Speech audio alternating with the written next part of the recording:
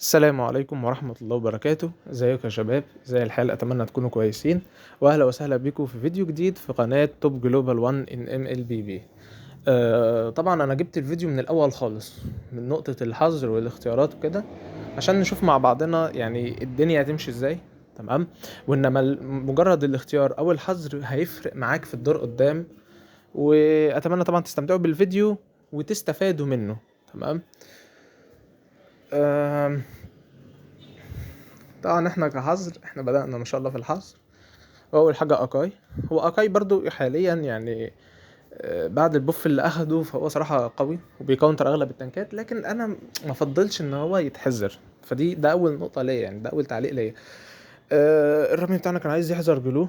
هو بص، لا خلاف غلو ميتا، يعني انا لو ما قلتش غلو ميتا فانا بقى مش عارف اي حاجه في اللعبه. تمام، غلو ميتا، لكن انا شايف ان هو ما بقاش بعد النيرف اللي خده ما بقاش بقوة زمان. والنيرف اللي خده كان نيرف قاسي، يعني نيرف في الدامج ونيرف في الهيلينج بعد لما يعمل الالتيميت بتاعه على الخصم. فهو في بنات افضل من كده، يعني انا شايف ان زوشين. تمام. احنا حاضرين هنا غفرع وصن وباكيتو. يعني انا شايف مثلا لو كنا نحذر زوشين كان هيبقى افضل، بس انا حذرت قلت ايه، ما اريح دماغي، عشان لو اول لما التيم الاعداء يختاروا جلو، التيم اللي معايا هيوجع دماغي جدا. طبعا احنا دخلنا اول حاجه اطلس، وانا شايف صراحه ان ما ده اختيار غلط، مش في ناحيه ان ما اطلس ضعيف، اطلس حاليا توبان، بس انا قصدي ان انت ما ينفعش تدخل تانك في الاول باطلس بالذات. لان ممكن الخصم بكل بساطه يجيب لك ديجي، وخلي بالك مش معنى ان انت حذرت اكاي ان هو مش هيجيبه ديجي، لا عادي. وديجي انا شايف يا جماعه ان ديجي اسوأ من اكاي ككاونتر اطلس. في ناس كتير جدا بتعتبر ان ما ديجي اضعف من اكاي، وده غالبا غير صحيح. يعني مش دايما، في مواقف بيبقى اكاي بيتفوق فعلا فيها على ديجي، لكن في الاغلب ديجي افضل في الكونترا من اطلس. المهم نرجع للدور. هنا الرمي بتاعنا طبعا ما بيلعبش غير بياتريكس، وما انا دخلت في الدور ده سايكو. تمام. ضدنا هيلدا ومايا، وهيلدا هتشوف يعني خلال الدور هيعمل مفاجآت كتير جدا يعني. طبعا لو ركزت هنا انما ايه، الخبرة عايز يدخل الوكارد.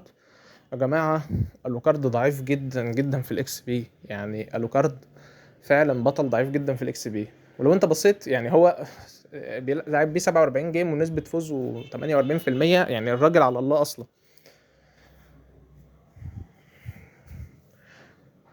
هو هنا عمال بيفكر يعني. انا بعت له ازمرالدا كويسة، هتستحمل الدمج. تمام. وكانت هيلدا دلوقتي الدرع بتاعها خد بوف، فبالتالي ازمرالدا اي شخصيه ليها درع تاخد بوف، ولكن هو اختار سورا برضو اختيار كويس. تمام. مع ان انا في الدور ده افضل ازمرالدا، بس سورا برضو اختيار حلو، يعني اختيار كويس.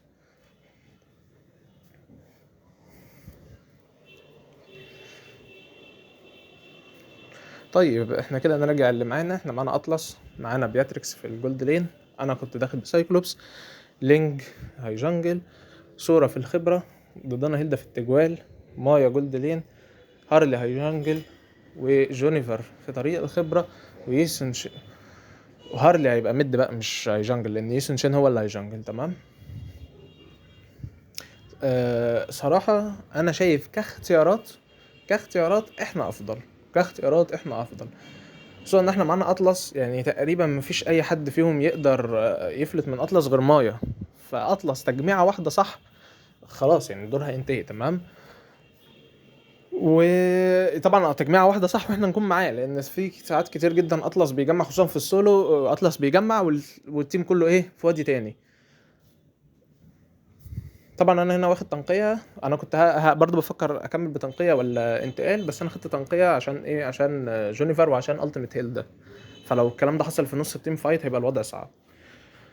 انا غالبا بفضل افتح الفيرست، لكن انا في الدور ده فتحت السكند، حسيت ان مش هيبقى فيه ضغط عليا قوي. يعني انا بفتح الفيرست ليه تفتح الفيرست بسايكلز؟ يعني انا نصيحتي لو انت بتلعب بسايكلز افتح الفيرست الاول، عشان المجال بتاعها كبير، عكس السكند مجالها قريب.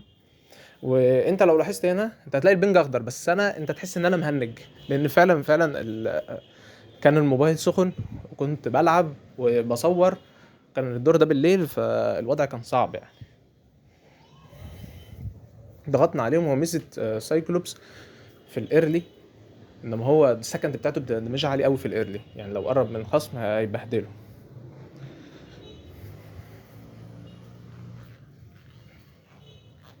لحد دلوقتي الدنيا تمام. طبعا هارلي انا يعني كاختيار في الجنجل هو اختيار ممتاز، لكن في الميدلين انا شايفه صراحه اختيار سيء جدا، لان بيفقد وظيفه الميدلين الاساسيه ان هو يقدر يدافع. يعني هارلي كمدافع سيء جدا. الميدلين في ميدلين كتير جدا بيقدروا يدافعوا احسن من هارلي، ولو انت احتاجت تدافع بهارلي او حتى بجوشن، يعني في ناس بتحب تدخل جوشن ميدلين، مش هتقدر تدافع كويس قوي. تمام. طبعا هنا ضغطت على مايا، كان الهيل بتاعه قليل، وجبنا الايه، وجبنا كل.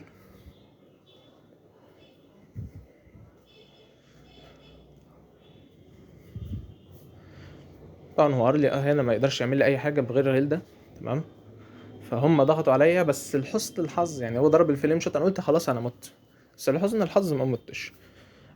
أم، هو هارلي مشكلته ايه؟ مشكله هارلي في الميد. وليه انا عمال اكرر الموضوع ده؟ لان الموضوع ده بيتكرر معايا كتير. انا ما اعرفش ليه يعني بيدخل معايا او ضدي هارلي في الميد، بس فعلا الموضوع ده بيتكرر معايا كتير. فهارلي في الميد مش احسن حاجه، خصوصا لو كمان ضدك تنكات. يعني لو انت ضدك تنكات هتعمل ايه بهارلي؟ فاهم قصدي؟ يعني هنا طبعا انا كنت راجع ليه، عشان انا كنت خايف من هيلدا زي ما حصل قبل شويه. فانا كنت خايف من هيلدا كان برلي اقدم اروح ميت. المره اللي فاتت انا يعتبر انا جيت بالحظ. طبعا هنا انا بكلير الويفه. تمام. اجري على طول على التيم فايت. احنا كان انا ما اعرفش صوره يعني هو دخل قبلنا واضح، بس انا ما اعرفش العك اللي عمله. كان المفروض يحاول يرجع او يحاول يهرب.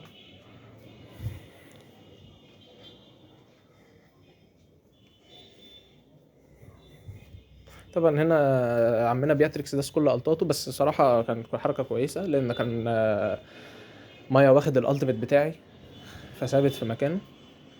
تمام. حاولنا هنا نجيب هارلي وجبناه. هو اطلس طبعا سرق الكل، بس يعني قشطه.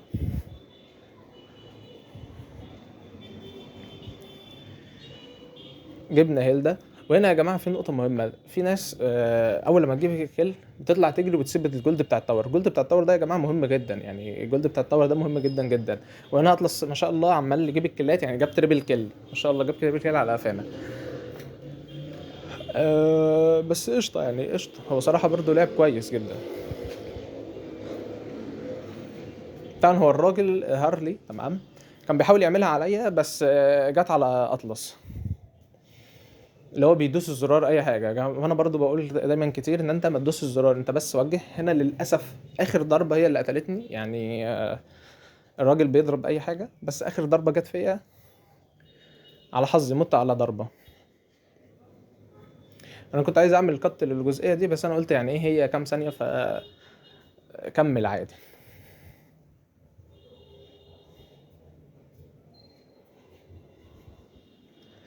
لحد دلوقتي الدنيا تمام. هو طبعا هنا باتريكس مات، ودي مش اول مره هيموت. الراجل ده هيموت معانا كتير قوي الدور ده.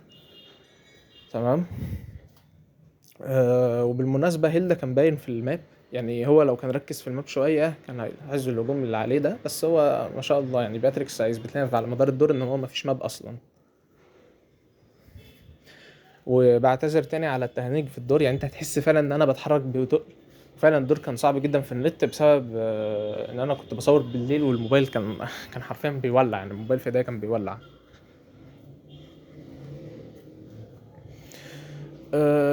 طبعا انت لو لاحظتوا النتيجة 9-5. عمالين نعمل عليهم جنك. مثلا عملنا جنك على مايا اللي قتلناهم كذا مرة، جبنا تريبل كل اللي اطلس جابها. فاحنا متفوقين. تمام. فاحنا متفوقين. ما ينفعش واحنا حاسين ان احنا متفوقين ان احنا نخترب تفوقنا ده. يعني زي مثلا لينج دخل لوحده هنا. تمام. دخل لوحده تحت التاور. فما ينفعش نخترب تفوقنا هنا ونعمل حركات هنندم عليها مستقبلا، وده اللي هيحصل. يعني احنا دلوقتي حاليا احنا برضو ما زلنا متفوقين. تمام. ولكن لازم نركز، لازم نستمر بالوتيره دي، والا الدور هينقلب مننا مره واحده. وهنشوف دلوقتي اللي هيحصل. احنا هنا باتريكس قتل هارلي، بصراحه قتله بشكل كويس جدا، وقتلنا كمان هيلدا. تمام. انا كنت مهنج شويه، يعني انا كنت هنا مع ان البنج شكله اخضر، بس لا انا كنت مهنج بجد، مش عارف اتحرك. فالاخ جونيفر ما شاء الله عليه يعني محترف، فايه نط جنبي. تمام. حتى لو كان نط عليا كنت انا اصلا جايب له التنقيه مخصوص يعني. يعني اهو شايف هو هنا عمل فليكر، انا جايب لك التنقيه يا باشا. بس هم ضغطوا عليا تاني، كان المفروض انسحب تماما. حاولتش ارجع، انا ما شفتش صراحه هارلي وشفت شيلدا، فدي كانت غلطه مني يعني. انا كنت المفروض خلاص انسحب، انا جيت من نفسه، جيت من جونيفر، عملت التنقيه، المفروض انسحب. عملنا صوره كان بيبوش، وطبعا ده حاجه كويسه دايما لما ما تشوفش اللي قصادك في اللين، اذا كان جولد او ميد او لين طريق الخبره، فبش على طول. الا طبعا لو في تيم فايت تيرتل او لورد، ساعتها هتسيب اللين وتروح.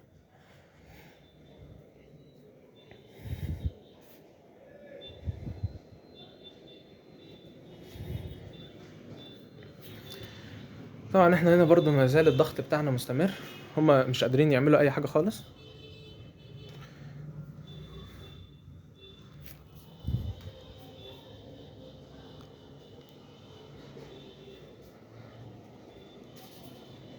هنا ميه طبعا كان عمال بيبوش.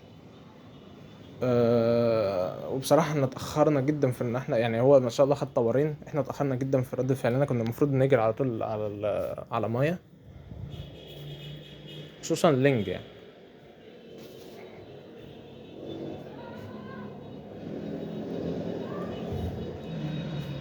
هنا هيلدا طبعا السكن الالتيميت بتاعي بالنسبه لهيلدا مزعج جدا، لانه بيديله ستان وسط الدور. هو هيلدا بيعمل بيدخل ممكن عايز يوصل للرامي او عايز يوصل ليا، فهو الستان دي بتبقى مزعجه جدا ليه. فحتى هو لو انت لاحظت ان انا اول لما عملت له الستان وخدها، غير اتجاهه على طول.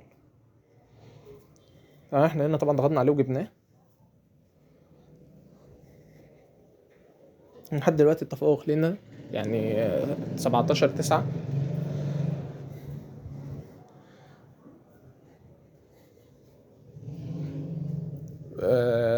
طبعا انت لو ركزت هنا، احنا عندنا في مشكله في الجولد لين، ان احنا مش واخدين ولا تاور، وهم واقعين مننا تاورين، وده برضه هيأثر علينا في الليج جيم.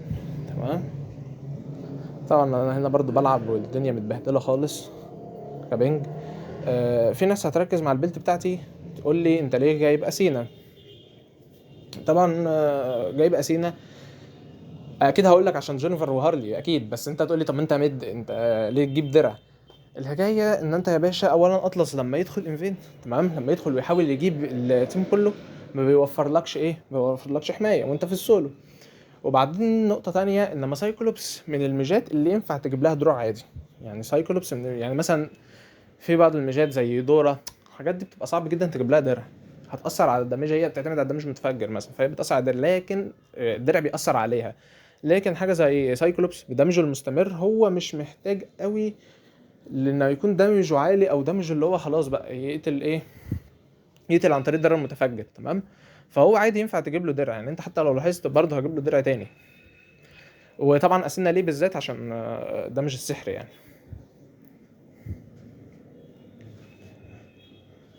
وعلى فكره دمجه عالي، يعني انا برضه لو انت لاحظت هتلاقي دمجه عالي عادي. هو السكند بالباسف بتاعه، انما اي ضربه هنا اطلس برضه جمعهم بشكل جميل جدا. تمام. وجبناهم الاثنين. هو المفروض هيلدا هنا كان يرجع، انا ما اعرفش إيه اللي رجعه تاني، يعني هو المفروض كان يرجع، هو خلاص فلت مننا، راح رجع قال لك يلا اقتلوني.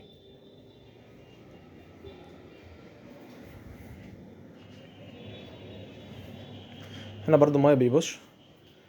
هو مايا على فكره في بتاع الاعداء ده ما كانش قوي قوي ولا حاجه، بس كان مشكلته وازعاجه ان هو بيبوش، يعني هو بوش كل الطريق الجولد ودلوقتي طريق الخبره. تمام. واحنا ناقصين في التورات جدا، مع ان احنا متفوقين في النتيجه، ولكن احنا التورات متاخده مننا، احنا برضو متفوقين في التورات، بس ما ينفعش تدي فرصه للتيم. طبعا احنا ما شاء الله تيمي مات بيقاتل سولو، انا مش فاهم ليه صراحه يعني. احنا كلنا مش مجتمعين، انتوا ليه بتقاتلوا لوحدكم؟ انا كنت عايز اقتل مايا، بس عم سورة قتلها، عشان كده يعني دوست التنقيه، عشان لو حد سأل في التنقيه دي دوست او كده.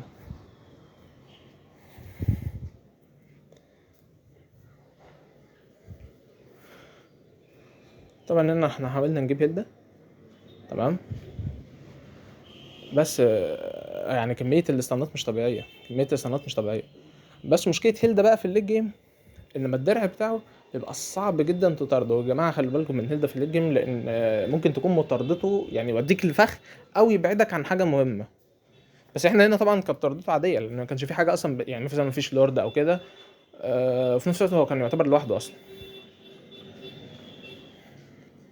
هما هنا احنا كنا بناخد اللورد، هما حاولوا ما اعرفش هما حاولوا هنا يسرقوه ولا حاولوا يشتتونا عنه، بس باختصار هي كانت حركه غبيه. يعني انت دلوقتي اتنين واحنا الخمسه كلنا موجودين حوالين اللورد، فان انت تدخل بالشكل ده من على الجنب احنا اكيد هنقتلك، تمام.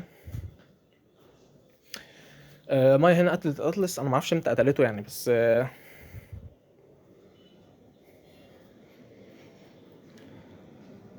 الهيلد بتاعهم حرفيا ما بيعملش حاجه غير ان هو بيجري بس. في الصراحه قدام في الدور يعني الشهيد، انا في الاول صراحه كنت بتريق عليه، يعني انا كنت عمال اقول انت بتجري انت بتجري في نفسي طبعا يعني بس صراحه هو اثبت لي ان هو لا، في الليج جيم لا، الراجل فظيع يعني. اهو هيلد اهو، بس كده تاني هو اللي قتلني، زي برضو ما حصل في ال جيم. بس ال جيم انا ايه، انا جاوبت منها بالعافيه يعني. فهو هيلدا لا، هو مش بيجري وخلاص يعني، هو مركز، هو بيحاول يلاقي فرصه زي ما حصلت دلوقتي. طبعا لينج برضو تاني لو لاحظوا في اول الدور برضو عمل دخله غلط تحت التاور ومات. فانا ساعتها هنا بدات اشك، حتى بدات ابص على النتيجه اللي هو انتوا في ايه يا جدعان، انتوا في ايه يا جدعان، احنا الدور بيقع مننا بدا مننا، النتيجه بدات تتعدل. أه بالذات من لينج، يعني لينج ما شاء الله، تمام. هم هنا عملوا تجميعه حلوه، اطلس عمل تجميعه حلوه، والحسن حظ ان ماسورا كان برضو ضرب الالت فلحق جونيفر يعني، تمام. طبعا هنا بياتريكس قاعد مستني ايه، مستني ان هم يجوا يقتلوه. يعني هو طبعا ظهر ما شاء الله عليه اتبخر. انا ما كنتش المفروض صراحه برضه ادخل، لان انا ما شفتش هارلي، يعني انا افتكرت ميه لوحدها، تمام. وحتى كنت هنسحب، يعني انا ما كنتش برضه المفروض ادخل على ميه واحد لواحد، لان في الليد دمج عالي. يعني انا حتى بصيت ايه ده كل الدمج ده، فهي دمج عالي في الليد وانا جايب درع، فده اثر عليا برضه. فانا كنت المفروض انسحب على طول، يعني ما كنتش المفروض اقعد. وكمان كان في هارلي،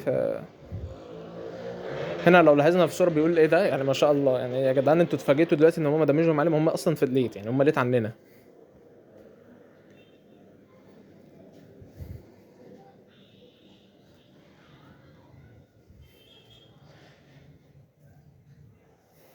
طبعا في الحاله دي انت هتبدا تحس ايه، انت خلاص الفريق بدا يحس ان الدور بيضيع منهم، وده فعلا الحقيقه. عم هيلدا من هنا بقى يبدا يقرفنا، يحاول يبش في الطورات. طبعا بحاول اضغط عليه. لما شفت التيم الاعداء قلت خلاص لازم انسحب، يعني هجري وراه اعمل ايه يعني، تمام. طبعا احنا آه كل ده عشان نجيب هيلدا. يعني لو انت لاحظت من اول الجاريه بتاعت هيلدا لحد دلوقتي احنا بنحاول نجيب هيلدا وما ماتش، يعني احنا حاولنا نجيب هيلدا وما ماتش. قتلنا جونيفر وقتلنا مايا وهيلدا هرب. ودي اول دخله، يعني من الدخله دي لحد اخر الدور هتلاقي هيلدا بيدخل تمام، يبص في اللينات، يعني هو هنا كان عايز ياخد اخر تاور ويهرب على طول. طبعا هنا انا كنت مركز في الماب ان هو هارلي بعيد وهم عندهم اتنين ميتين، فانا كنت ممكن ادخل على ليش عشان، بس انا برضه خفت ان هيلدا تكون جنبه، فصراحه ما رضيتش ادخل في العشب. يعني قلت لو انت هترجع او مش شايف هيلدا جه، على طول انسحبت. وابن اللذينه يعني ما شاء الله بيدوس الفيرست، بيظهر درع قد ربع سهم. هو اصلا يعني انت عارف هيلدا متانتها عاليه جدا في الليت. حاولنا هنا نضغط عليه، بس هم طبعا قتلوا عمنا لينج. المره مثلا تقريبا المره الرابعه او المره الخامسه ان هو يدخل دخله غلط. هنا بتبدا تعرف ان انت خلاص، ان انت بتلعب لوحدك، يعني ان التيم ده ضايع. لولا بس انكم فيرست شويه فايه، فقدرتوا تصمدوا في الاول. اطلع صراحه هنا عمل تجميعه حلوه جدا. هيلدا كالعاده هرب، تمام. مايا لف من ورا جاب اطلس، وتتفاجئ بان احنا متنا. يعني ان عملنا التجميعه الدنيا 100 100 احنا كلنا متنا.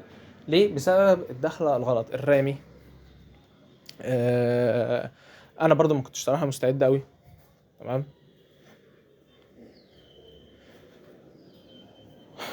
وهيلد على فكره برضو كان في التجميعه دي وهرب تاني، فاحنا هنا كان المفروض الرامي بتاعنا يركز اكتر على الاختراق، واضح ان ده طبعا ما حصلش. وكان في لقطه انا مش فاكر هي عدت ولا لسه هتيجي، بس انا فاكر ان كان في لقطه عمنا لينج بص على البيلد بتاعتي بيقول لي يا ابني ايه ده يا ابني، هات لي دامج. يا ابني انا لو جبت دامج للمعلومات، يعني لو جبت دامج في دور زي ده في ضدك هارلي سفاح وميه حرفيا، يعني انت في اجزاء من الثانيه هتلاقي نفسك اختفيت، فمش هينفع. مش هينفع ابدا ان انا اجيب ايه، مش هينفع ابدا ان انا اجيب درع، يعني ان انا قصدي اجيب دامج. تمام. فالدروع هنا مفيده، وسايكلوبس ينفع اهو. اهو هي اللقطه دي، لينج بيقول لك سايكلوبس انت فين ايه، فين الدامج بتاعك يا ابني. انا مش المفروض ما بقاش، يعني انت عندنا لينج سفاح وعندنا بياتريكس رامي، انتوا دمجكوا عليه جدا، وانا على فكره بدمج، يعني انا برضو بدمج. تمام. بس هو هنا خليني افكر في حاجه، انا دلوقتي احنا في حاله، احنا في وضعيه دفاع، انا مش محتاج اتحرك كتير قوي، فانا هبيع الجزمه الشوز واجيب ايه، واجيب اي دامج ازود بيه الدامج، لان انت في وضعيه دفاع، يعني انت مش محتاج الجزمه، انت بتهاجم لازم تبقى معاك الجزمه، لانك هتحتاج تتحرك، لو الهجمه فشلت هتحتاج تهرب. وانت طبعا تخيل الدور، يعني احنا كنا في وضعيه، طبعا هو هنا عمنا صوره عمل حركه غبيه جدا ان هو رماهم لورا، يعني اللي بعيد بدل ما يقربهم مننا بعدهم تاني، فهو طبعا من داخل مات، يعني انت بقيت لوحدك يا باشا. المره التانية هيلدا برضو، المره التانية ايه، المره العاشره هيلدا يدخل ويهرب تاني، طبعا انا مع اصلا بياتريكس ما كانش عامل فوكس عليه. ومشكله الدخلات دي ان هو بيدينا ايه، بيديهم رؤيه، بيدي للتيم رؤيه، بيدي لي فيجن، فحاجه طبعا ممتازه، هو عرف التيم مكانهم فين. تمام. ده غير ان ما لو اي حد سهمه له ممكن يخطفه. طبعا وانا بس في حاجه هنا هيلدا ملحوظه لهيلدا، يعني حاجه المفروض ما يعملهاش، ان احنا الفيديو ده عايزين يعني ايه برضه نستفيد، ان هو بيعمل الالت في الاول وبعد كده يعمل الكومبو. المفروض اللي يعمل العكس، امتى يعمل الالت الاول؟ لو هو حد سهمه له وبيحاول يهرب، فهو يوقفه بالالتيميت، يبقى الالتيميت بس مجرد ستان ليه، لكن ما تعملش الالتيميت في الاول وبعد كده تعمل الكومبو، لان كده انت بضيع حرفيا الالتيميت، يعني كده الالتيميت ملوش لازمه. برضه هيلدا تمام، تخيل كميه الدمج، تخيل كميه الدمج اللي خدها في اللقطه دي، يعني هو هنا مات بس خد دامج مش طبيعي، وخد كميه التات، يعني سوري عمل عليه كومبو كامل، واظن باتريكس برضو عملت عليها الالت كامل.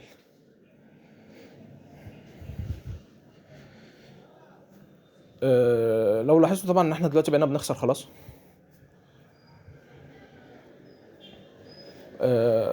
والدور بيضيع، حتى النتيجه بقت متقاربه جدا 35-30.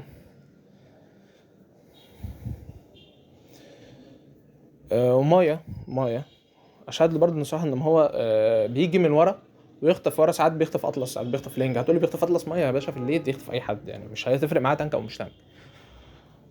وطبعا اللينك بتاعنا ما شاء الله هو اصلا مش محتاج يتخطف، يعني هو بيموت لوحده، فهو مش مستني حد يتخطف، حد يجي يخطفه. تمام. في الوضعيه دي تمام، واحنا معناش الجانجلر، طبعا ما ينفعش نروح للورد خالص. طبعا انت لو لاحظت ان طول الدور حرفيا مهنج، زي ما قلت لك النت كان متبهدل، والتصوير يعني اللعب على التصوير.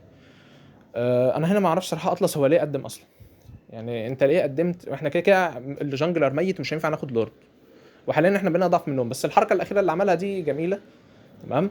وهيلدا ما كانش المفروض يقدم قوي كده، وكمان اطلس لو التيم بتاع هيلدا، لو التيم التاني كان مركز كان ممكن يقتلوا اطلس اصلا، بس هو حظه ان هو ما كانوش، يعني ما كانوش معايا. تمام، ما كانوش مع هيلدا.